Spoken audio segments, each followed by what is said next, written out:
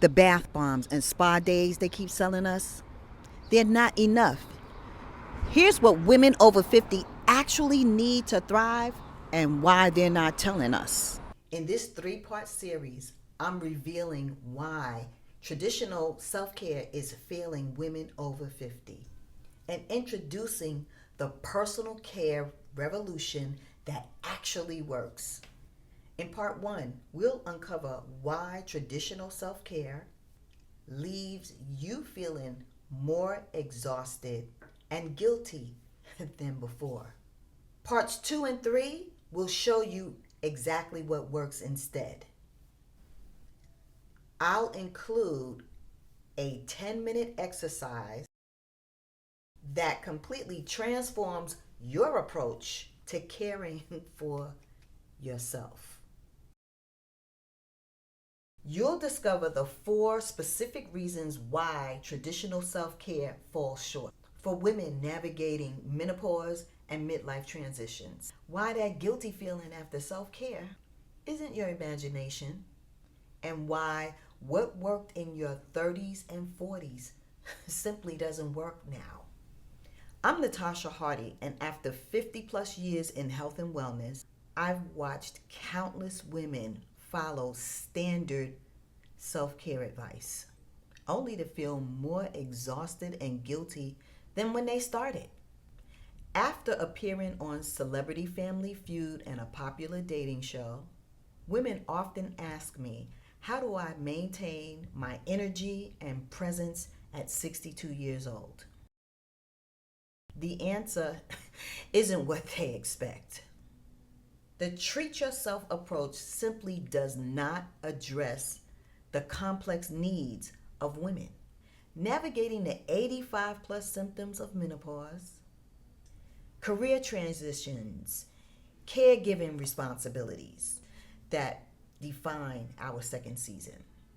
What I've discovered through my personal journey, raising my granddaughter at 54, plus working with hundreds of women, and the deeper personal care required to transform your life after 50. Exhausted after juggling everything, you run yourself a hot bath, then light a candle, and nothing changes. Does this sound familiar?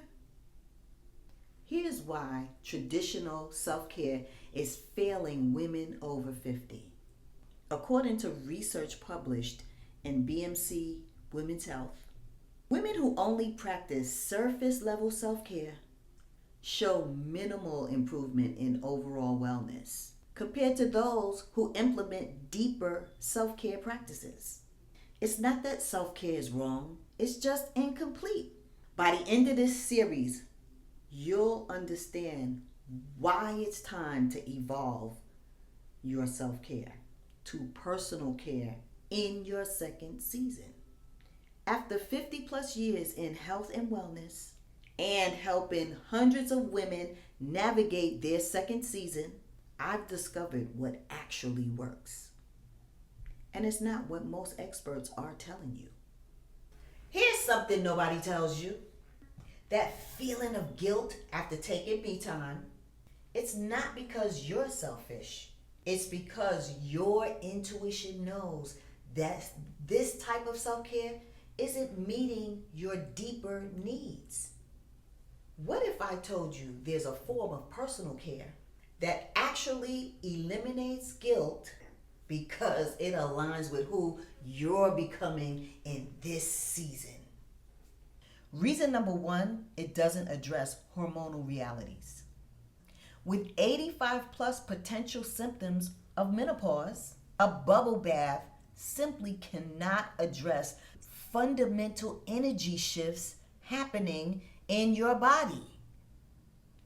87% of women experience fatigue during menopause, which isn't addressed by conventional healthcare practices. Story time. My experience with doctors or a doctor when I had hormonal changes. This particular time, I was experiencing feeling really tired, like low energy. And that was very unusual for me because I'm a high energy person and I couldn't understand what's happening. Went to the doctor, spoke to my doctor about it. Of course, I went to the GP, right, the general practitioner, and he said, "Oh, let me draw some blood. Let me do some uh, panels or whatever he was doing," and came back, and he told me that I had hypo, meaning low hypothyroidism, so the thyroid was underperforming, and he wrote me a prescription and told me to take medication. Now, no one in my family has hypothyroidism or have any kind of thyroidism anything. And I just took the prescription and threw it in the trash because I was like, I'm not taking that. I don't even know what he's talking about. Which is why now I'm always promoting for women to go to a menopause specialist. They didn't have that 15 years ago when I was going through menopause. 15, 17 years ago. They didn't have that. So you really want to advocate for yourself. Know as much as you could know about yourself. I feel like if I didn't know my family history, I probably could have got caught up taking medication for something I didn't need. And my research tells me that 4 out of 5 women are misdiagnosed by their doctors. And I will say again, this was told to me by not one, not two, multiple doctors, that they are not educated on menopause. Like, they're not educated on menopause in medical school, so they know nothing about it. As you transition into your second season, your needs aren't just about relaxation. They're about reclaiming who you are. 76% of women over 50 report their biggest challenge isn't stress relief, it's clarity about their identity and their purpose.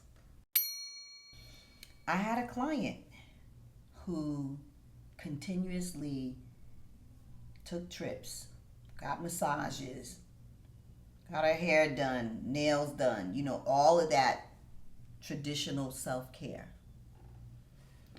when what she actually needed was to do the deep work required to transition into her new identity. Is this you? Are you running away from the work you require to transition, transform into your second season? The work isn't easy, but the only way out is through. Otherwise, you're just putting a Band-Aid on the wound and it never heals. Reason number 3, it doesn't account for your current life stage demands. The juggling act of caring for adult children, aging parents, career transitions, and health challenges require more than occasional moments of pampering. Women over 50 spend an average of 1,350 hours annually on unpaid caregiving, which is equivalent to a part-time job. Wow. Here are a few things I do and have done to balance my needs along with caring for my granddaughter. Family therapy. My granddaughter had a coach. I had a coach. So I had a life coach. She had a life coach. We also go on food crawls here in New York City because New York has great eateries. And we also watch TV together in the evenings a few times a week. The biggest thing I did to support both my granddaughter and myself was to put her in boarding school for high school. This way, the school provides her with all her needs, and I'm not the one who's doing everything for her. Reason number 4, it creates more guilt than relief. When self-care becomes another item on your to-do list, it creates more pressure than relieving it. 63% of women report feeling guilty due to taking time for self-care, which makes the experience itself stressful. This type of guilt often leads to one abandoning self-care altogether. You're stressed out about making the appointment or keeping the appointments or doing the appointments, and then it makes you feel guilty because while you're there, you're thinking about all the things you need to do, want to do, have to do, and there's no resolve in that process. Or you're guilty about spending the money on one thing when you could be spending it on something else. It's like there's so many layers to this type of self-care that really puts you in a bind and usually leaves you at a place where it's more harm than help. Now that you understand why traditional self-care falls short for women over 50, you might be wondering what actually works instead.